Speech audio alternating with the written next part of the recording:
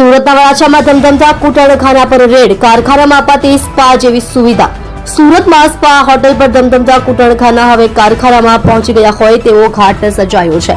વરાછા વિસ્તારમાં આવેલા ઘનશ્યામનગરમાં ધમધમતા કૂટણખાના પર રેડ કરવામાં આવી હતી।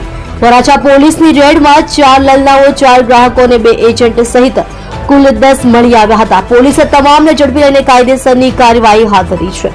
ઇન્ડસ્ટ્રીયલમાં ચાલતું કૂટણખાનું। વરાછા પોલીસે લાંબા સમયથી ઘનશ્યામનગરની શેરી નંબર 20 માં 242 નંબરના મકાનમાં ઉપરના માળે દરોડા પાડ્યા હતા।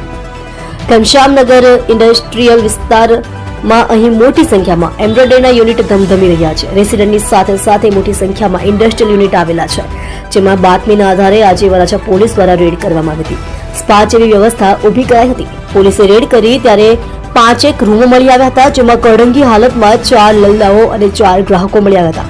સમગ્ર ગોળખ ધંધો એજન્ટ મારફતે ચલાવવામાં આવતો હતો। 2 એજન્ટને પણ ઝડપી લેવામાં આવ્યા છે।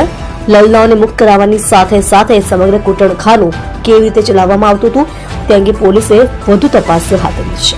જોડાઈ રહો નવા સમાચાર જોવા આજ કી પુકાર ન્યૂઝ ચેનલની સાથે ડાયરેક્ટર ચિરાગ દરજી સાથે।